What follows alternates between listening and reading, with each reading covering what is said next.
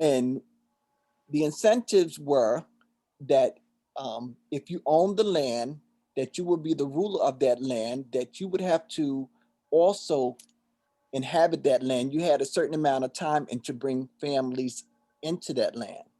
Also, when we're talking about the African burial ground, out of the 31 measures, measure 30 has something to do with the importations of slaves. And with that, what they said was that the colonies, they would supply the colonies. Hey, Jim, Yes, can you hear me? the thing is starting, the Zoom meeting. Okay. But the presentation is not going, and we're just seeing the Right. Hold on one second. Let's get this clear here. All right. Jerome. Start back from the beginning. Yeah, but on your PowerPoint, if you put the point your cursor all the way on the left and click play from start. Right now we're just seeing. There we go. Perfect. We're ready to rock. Okay, I would like to start back over. Is that okay with everyone? Yeah, whatever you want to do. It's fine. Yes. Okay, thank you so much. Okay, I'm gonna give you a little background on the Dutch settling New Jersey. Okay, in at about 1609, Henry Hudson, he was a sea captain. He discovered North America while looking for a better route to Holland, a better route to Asia for Holland to get the resources that were there. In that travel, he hit North America. And once he discovered North America, he realized that it had a lot of natural resources that Holland could use in order to build their wealth. Around 1621, the Dutch West Indian Company was formed, and it was an armed commercial venture association of merchants, along with the Holland government, to capitalize and to export the natural resources of this new territory, which they call New Amsterdam. About 8 years later, about 1629, the Dutch West Indian Company and the government of Holland offered incentives to entice the citizens to settle this new territory, which they called New Amsterdam. And as a result, a year later, they adopted a charter of 31 measures called Freedom and Exemptions. And that measure was used to force the colonization in New Amsterdam. And here is, Can you see the next slide? yeah. And You see here, it? can you see the next slide? Yes. And here is an example of it. And these measures, they use those to tell what they need to do in order to colonize this new area. But one particular measure that I'm going to speak about now and later was the 30th. And that measure was the importation of slaves to help colonize this new territory, being that we're talking about the African burial ground. Now, around 1630, Michael Pors, and he was one of the directors of the Dutch Indian Company. He received a land grant in what is now known as New Jersey. And as a result, they called it Pavonia. And it was named after him. And it consists of Hoboken, Harmers Cove, Paulus Hook, and Staten Island. Consequently, like 3 more years after that, in 1633, the Dutch West Indian Company established 2 homesteads in Pavonia. One was at Harmers Cove, and it was the superintendent for that was Cornelius Van Voss. And the other one was in Communipaw, and that was by Jan Everston Bout.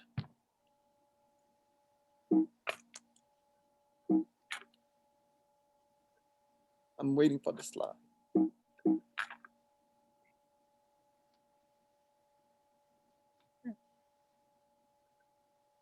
sorry. Okay. Go back. Try to back. Go again. Go again. Go ahead. Go ahead. Go forward. This is forward. Yes. I'm sorry. That's all right. We're both beginners. We're neophyte Fine, in, that's in, fine. neophyte. in zooming and sharing. Okay. Well, this was Article 30. We're going to go back. This is all Article 30. And if you can see on your screen, you can scroll down to 30 and it will explain. It says the company will endeavor to supply the colonists with as many black as possible on the condition thereafter to be made without, however, being bound to do so to a greater extent or for a longer time than it shall see fit. And those were how a lot of slaves were colonized in this new land called New Amsterdam. There was a couple of provisions where you had to establish a family of a certain amount in a particular time. It also laid out what tithes or fees that you would have to give back to the Holland, to the Dutch West Indian Company and to Holland in order for them to make their profit also. And like I said, 3 years later, in 1633, the Dutch West Indian Company established 2 homesteads in Pavonia. One was in Harmis, or Harmis Cove as we know it, and another was in Communipaw.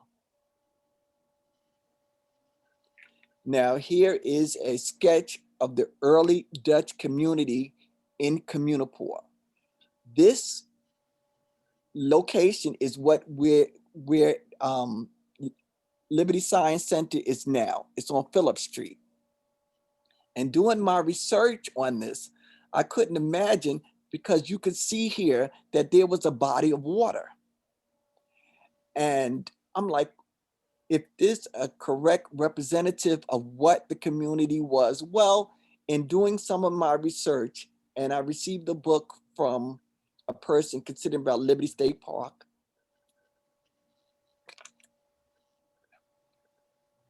See overlay. Okay, no, you gotta go back. Oh, there you go. Yes, thank you. If you can look at the screen here, you can see the changes. The original shoreline was on Phillip. The rest of the park was built out, and you see the different times that it was. So the original land in which the Dutch settlement lived on was on Phillip Street, which is now where Liberty State Park is. The farms were behind that embankment that you saw previously. Okay. One of the earliest difficulties with the Dutch settlements was a lack of labor. As a result, the company, they imported a lot of African slaves, and they were there to help cultivate the farms, to build the fortification, and any kind of labor that was required. Once again, I'm gonna go back to Article 30 of the Charter of Freedom Acts, and that's where the slaves were imported. Now, one of the early Dutch settlers in this community was Brant Claus. He arrived in Pavonia in the mid 1600s, and he was the founder of the Brant family, which the African burial ground was located on his land. He was a captain of the foot soldiers of the Dutch West Indian Company, and he was a commissioner of the highway from Communipaw to Bergen Square. His children took on the name of Brant, and so that's where we get his baptismal name, which we consider Brant. As a soldier, the Dutch West Indian Company, they gave quite a number of land grants to soldiers for their loyalty and also for protection of the settlements that were being established. because of the hostilities of the Indians and the wars that happened. There were several wars. One was the Keith War, and another one was called the Peachtree War, in which the Indians drove out the Dutch out of Pavonia. Continue. Next slide. Now, here we're going to talk about the African burial ground. This is an overlay of a map of the original Dutch map and what the new map has. And there's a little comparison between those two. This was a geo-reference map that was done by the Smithsonian.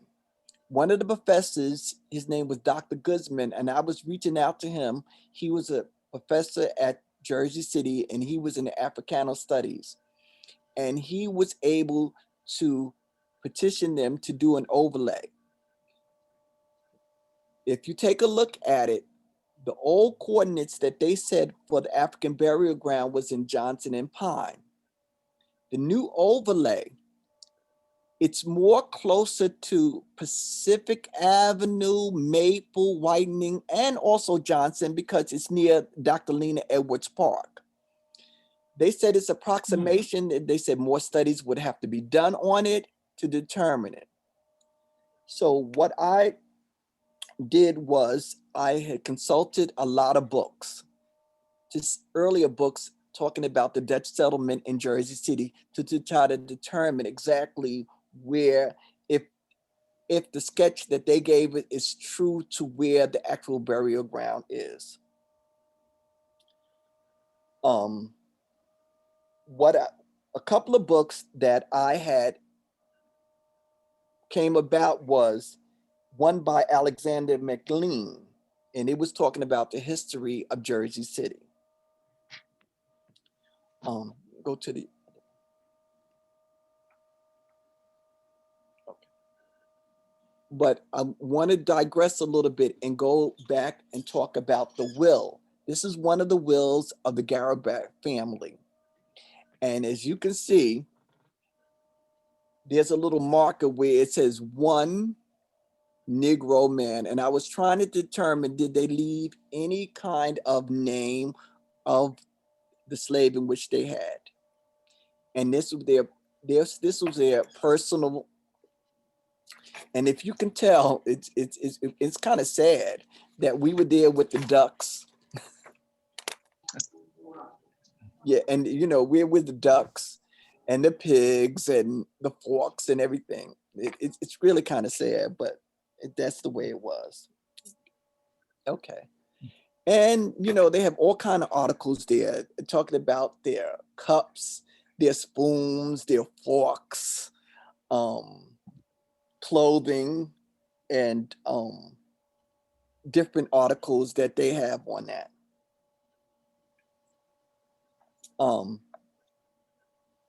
In the Alexander McLean book that I had, they referenced where this particular African burial ground is. And it says, the old Van Horn house, which the four chimneys, was charmingly described by Washington Irvington, and this book was published in 1895, which was still standing on Phillip Street, which I told you was where the original Dutch settlement was, where was Liberty Park is, was standing on Phillip Street. Lafayette, which was originally the Garabet farm, we'll talk about that later, with an African American burial ground on the line of Pacific Avenue, halfway between Canal and Communal Street. And it was bought by William Kenny and John Holliday. They were the developers of Lafayette. In the previous map, it showed that it was close to Maple Street. It was close to Johnson, but it was close to Maple Street. Also, one of the original settlers, John Everston Bout, and he was a superintendent of Communipaw. It referenced his community, his land as being on Maple Street. Brant Clausen bought part of his land in order to build his farm. So it's giving more credence to what this overlay is saying. Next. There is another book. It was by Harriet Eaton, and it talks about the runaway slaves on the Brant farm. And I will discuss that. I'm going to read that also. That was another book that you'll see at the end of the presentation. It says, many of the slaves who ran away to New York and Connecticut, those who went to New York lived in cellars or wherever they could find shelter. When any of them died, their friends always brought them back to Communipaw to bury them. And their funerals were held at the old Brant stone house, which used to stand on what is now Phillip Street. One of the particular features that was on every coffin was placed a bunch of freshly plucked spearmint. They were buried on the Brant farm in what now Lafayette. Also, in doing my research, I went on a couple of websites to bring up to see if they had any ads concerning runaway slaves that ran away from Bergen. There's a great website. It's called freedomonthemove.org. And it has a listing, a database of runaway slave ads. And so I pulled up a few. And I don't know if you can probably see it on the screen.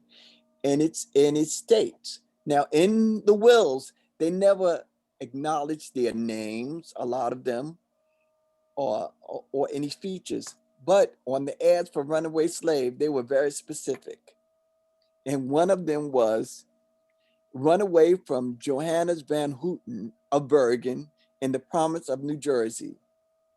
A Madagascar yellow Negro wench about the age of 42, middle stature, well set, scar on her right cheek from her left ear. She speaks very good Dutch, and whoever takes the said wench and brings her back to her master at Bergen to William Rome, Esquire, New York, will have 25 shillings and all necessary charges. There's also another transcript.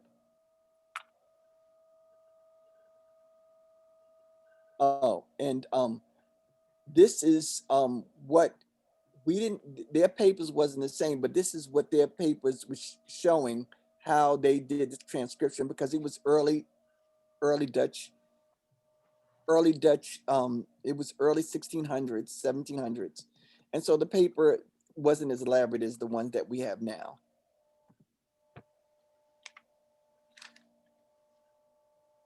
Here's another transcript. Okay. I want to see. Go back. I'm sorry. Hold up 1 minute. Be patient with me. Okay. This one, I'm going to see if I can enlarge it to read it, because I don't, it's small on my screen also.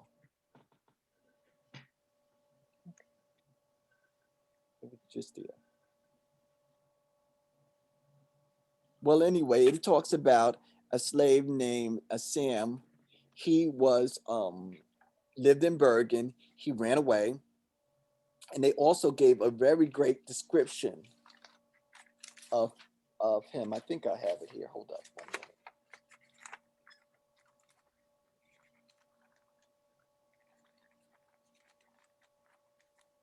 Well, anyway, we'll just continue on with that. But I just want to highlight how when the slaves ran away, that this description was very, very, very precise. One of the things I also wanted to really highlight about was the Brant farm is what we consider Lafayette today. they bought the farm from the heirs of the Garibalds to map out Lafayette. Um, and Lafayette was developed by William Kenny and John Holiday. Okay, I have it now. In this new, I have the ad for the Runaway Slave. It says an $8 reward, which was a lot back then. A runaway, a describer. He was a mulatto male named Sam, property of the subscriber. He was 5'9", well made, somewhat marked, with smallpox had on when he went off, short brown coat, waistcoat, cloth collar, speak English and Low Dutch, formerly lived in Bergen. Whoever deliver or secure the said Negro, so to his master may have him, or to George or Jeremiah Ramos. In my research in that particular website, they had several more ads of runaway slaves from Bergen. I was trying to establish that any of them ran away from the Garabrandt family, but I didn't find anything so far. I would like to talk to you also about, a lot of times, this is a made up name, Bergen Lafayette. Lafayette has always been a separate community. This is something that they made up in this century. But Bergen Lafayette has always been separate from Bergen.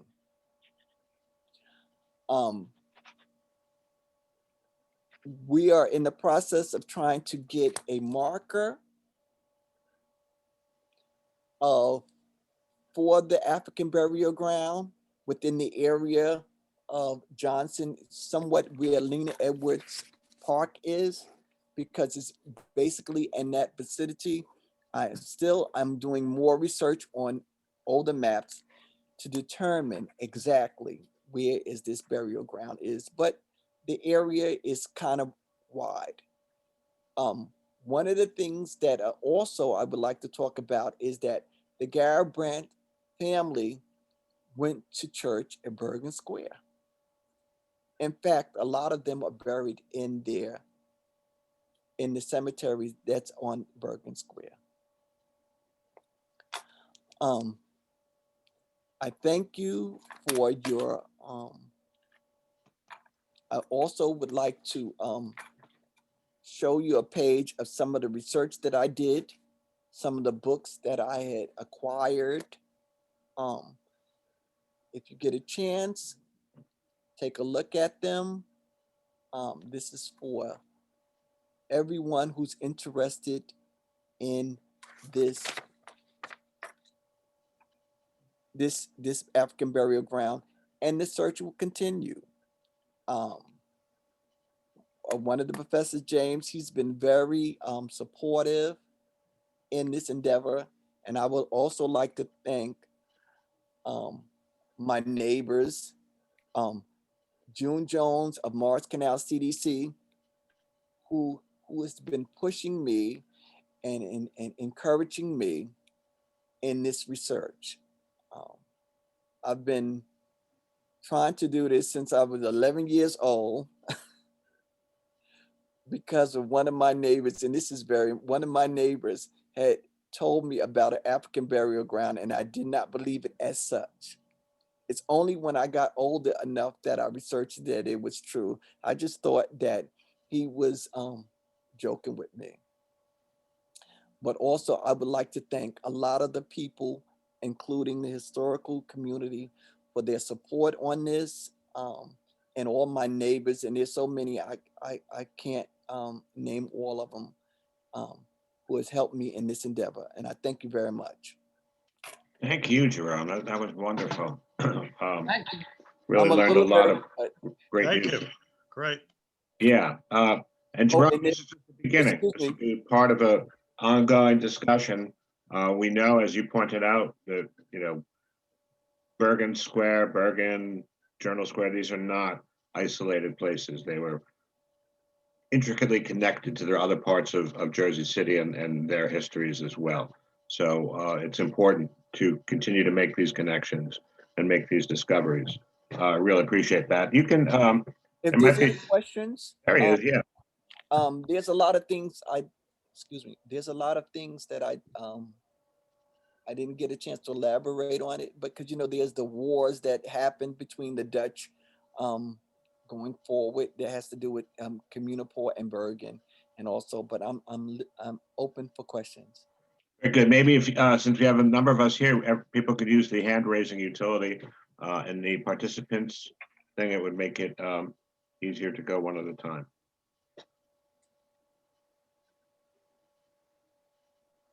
Anybody have a question? Ray, please. Yes. Has there been any excavation on the site to No. see any remains or something? No, not as of yet.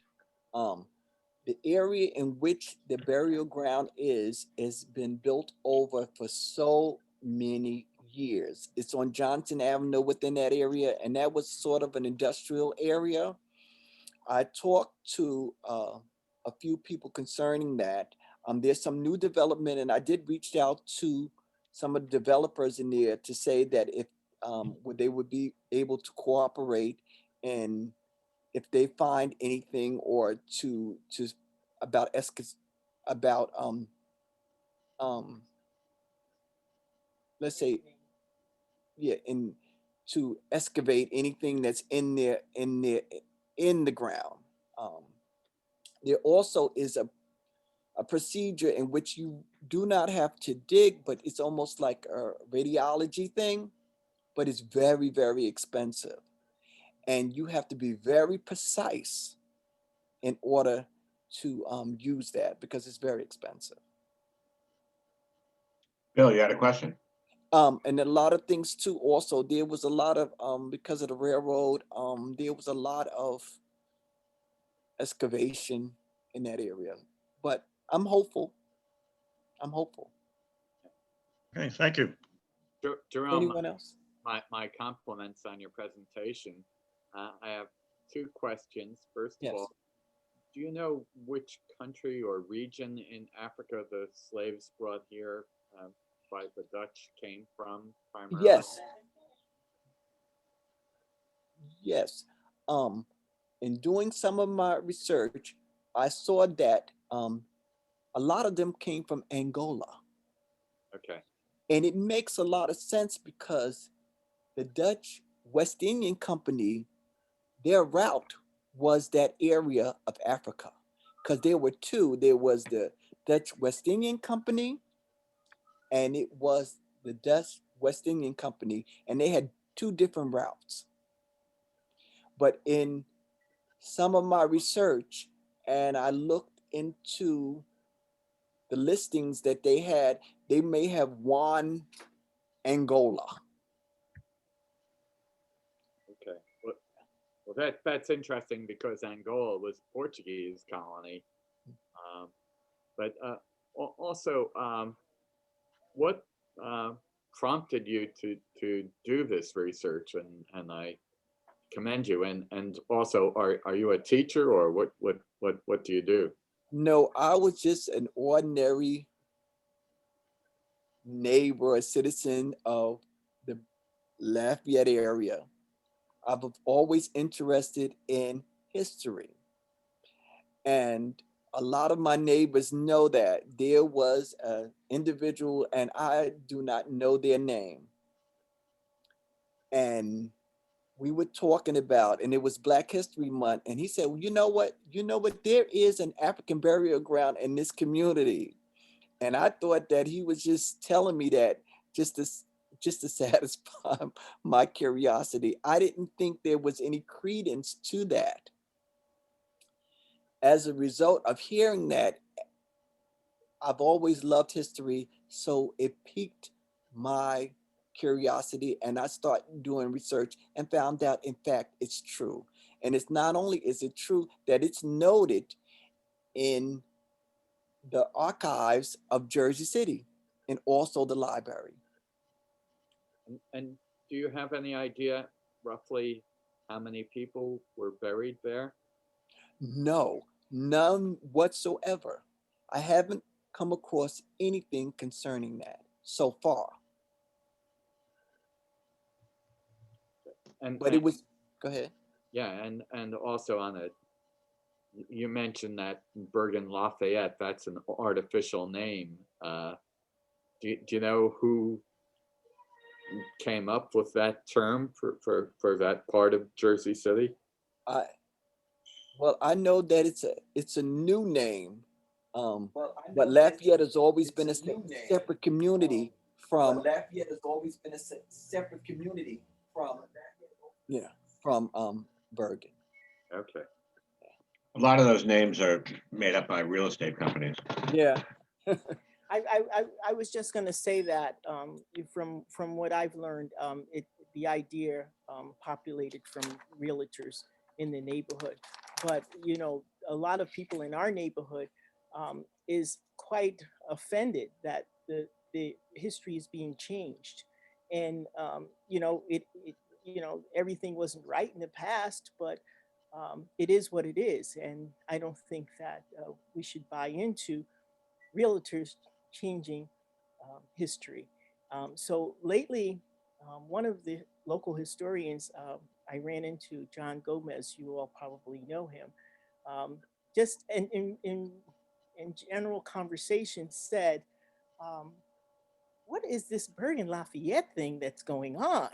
And so I said to myself, well, I'm seeing it more and more, even signage. You know, who gets the right to change the name? So we would like to look into that process. You know, it doesn't make or break us, but I think that it keeps history straight, so that people aren't confused as to what we are, who we are, how we became Bergen Lafayette. I would love to know the research on the person who put that famous line together. So I think it's important. Somebody mentioned earlier about the burial ground and the remains, not knowing as of this date how many people were buried there. It would be interesting, especially with the history indicating that there was, even when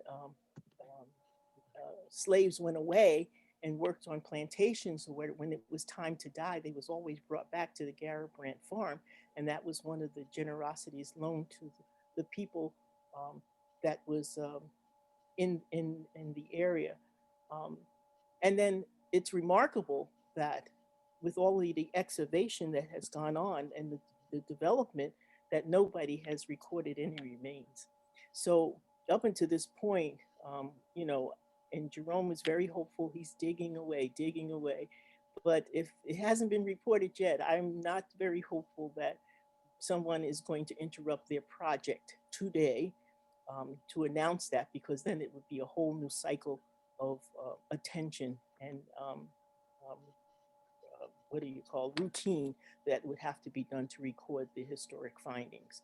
Um, we do have a developer that is in the Morris Canal area that we have mentioned, a couple of them, about the historic ground, and that there may be, um, there are strong indications that their land is a part of it. And we've gotten some positive feedback with the doing some markers to outline the history of what has happened in the past, and the research so far that has been um, documented for the African burial ground. So that I think is a positive thing. And we're hoping that we can do that very soon. We had a meeting today with the attorney, one of the attorneys of the developers, and things are looking positive in that respect. So if we can't actually record the remains of the burial ground, at least we can record the history. Very good. Somebody else have a question? I have a question. In the lowest layer of the overlay map, that was Yeah. from 1841, Yes, and that actually has written on it Afro-American burial ground, right? correct. So in 1841, they it was a place. Yeah. It's interesting. But then in subsequent maps, it's no longer there. Right. I was trying to get the maps concerning the development of Lafayette between the two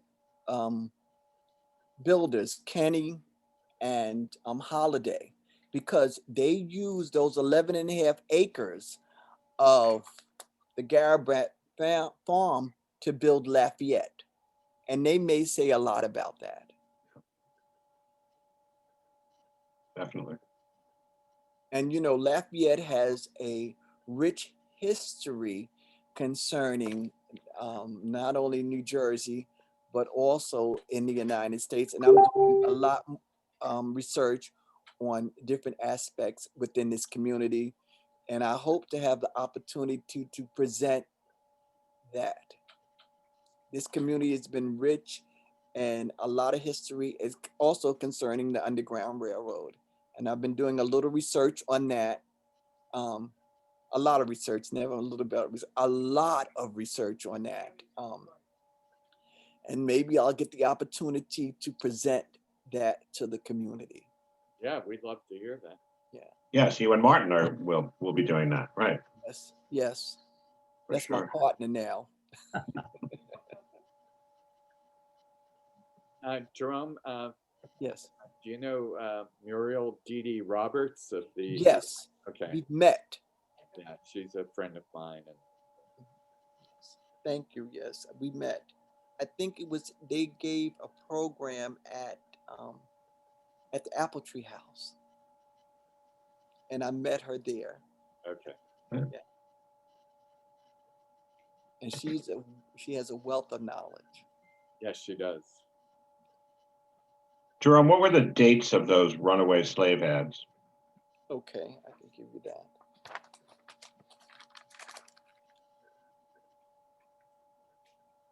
Hold on.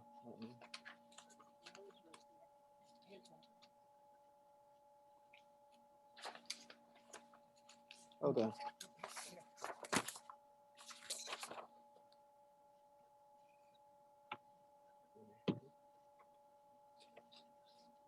Hold on 1 minute. One was 1783, and the other one was 1742. Excellent, thank you. If you ever get a chance to go to their website, like I said, the database is extensive, and it records the ads of runaway slaves. So in doing the research, I wanted to see if there were anything concerning Hudson County. I put in Bergen, I got several hits. I'll put it in the chat, everyone. And you know, at the end of the presentation, I did a listing of the books that I acquired in order to do some of this research.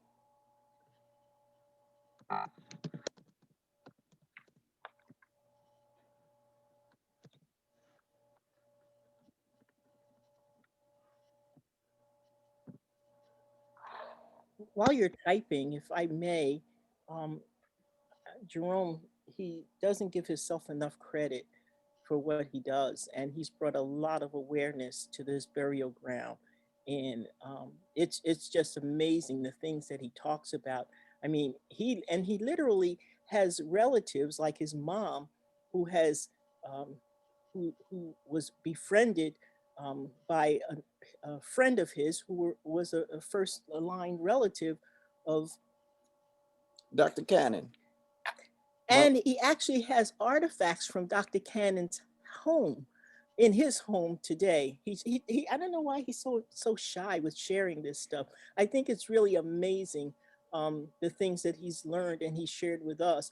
And I know me as an adult, have a greater appreciation and a thirst for the knowledge that he has shared, to want to know more. So, and I got to tell you, I have a newfound respect for historians. I think it is important that we know the history and we tell the truth about the history. And that's the message that we're trying to share in our neighborhood, particularly with African Americans who have assorted knowledge and limited knowledge. Some of us, many are not, I don't speak for all, of what the history is, because as you know, our history was literally, our culture was literally snatched from us. So our culture becomes whatever the culture is of the master and his family and his family and his family. And then there's much confusion as to what is true culture. So relearning that and having the opportunity to learn it is, I think, really major. And one of the things we're doing, Jerome is the vice president of the Friends of Berry Lane Park. And, you know, that was a community driven park, probably the only one in Jersey City that the community fought for to get through that Brownsfield pilot program. It was an opportunity for the community who has lived in bad conditions and around contamination for so long to have an opportunity to rebuild our community. And it's worked in some respects. We're still fighting now, but I think it is important. So one of the things that we've done with the park was we established the murals. There's going to be an artist mural program there on the old silos, the old coal silos. And the theme of it is going to be Harriet Tubman. Because of the rich history of what Lafayette presents, and it being said that Morris Canal was one of the trails that she used, and St. John's AME Church on Pacific Avenue being one of the holding houses of abolitionists, we chose her. And of course, learning all of her remarkable skills as a nurse, as a conductor, as a herbalist, as a plantswoman. I mean, she did amazing things in saving lives, as it is said that she's lost no passengers.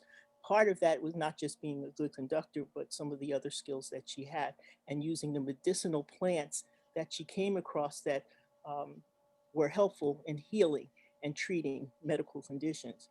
And so as a result of that, Jerome being a master gardener as well, we are going to be building the Harriet Tubman Healing Garden and emphasizing the different flowers and herbs that Harriet Tubman would have used that is indigenous to her line of travels.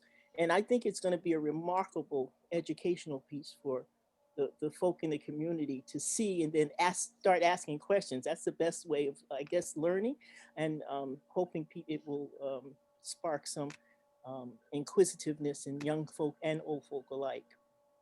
Where is that garden going to be?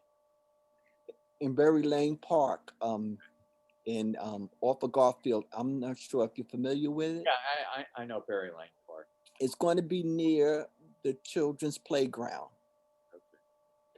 We have a wonderful horticulturist who is well known, Leslie Parness, who has volunteered her time. She was the president of the Frelinghuysen horticulturalist program. And she has lent us her expertise and volunteering her time and sharing her expertise to put this program together for us. I think it's going to be something worth really treasuring in the future. And of course, Jerome has solicited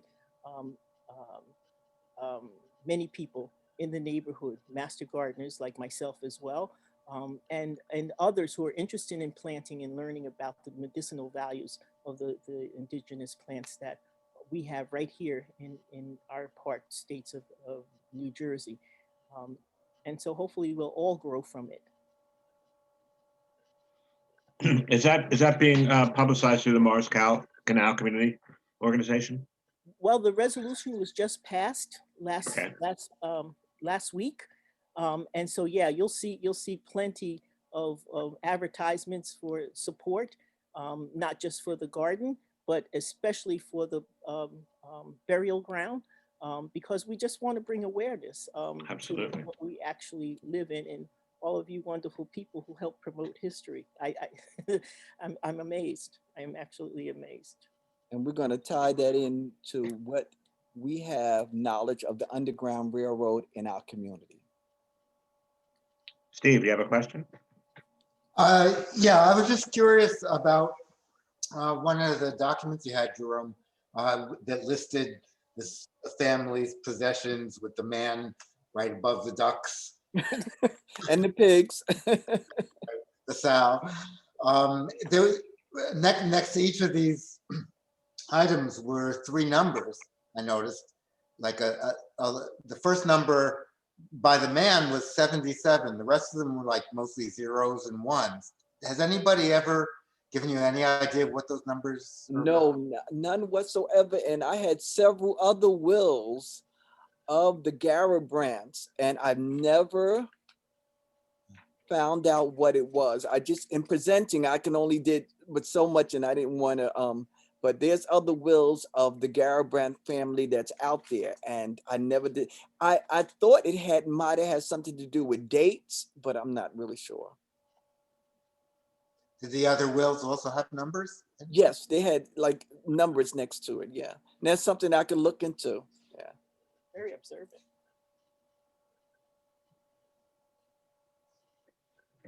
Are there any other questions? And if anyone has any information, I can use your expertise because I'm just an amateur, and I'm sure we got some seasoned historians in this bunch. Oh, we're absolutely joining forces going forward, right? Yes. Oh, that would That'll be be good. great. That would be great. Thank you again, and excuse my nervousness. This is my first time presenting No, on a it was Zoom. great, and thank you so much. And thank you, June, too, for helping out. Oh, please, I'm always there. Jerome, let me just tell you something, okay? I'm gonna tell you a secret about Jerome. If there's anything that you need that he can do, all you gotta do is call on him. He's there. So anything that Jerome needs, he got it. And that's just not for me, that's for the entire community. He has been so dedicated to this neighborhood. I mean, he could be the next mayor, truthfully, if you walk down the street. No Hey, way. Jerome, hey, Jerome. I'll vote for him. Okay, thank you. All right, thank you, everybody, for attending. Yes. Okay, hope to see y'all all again.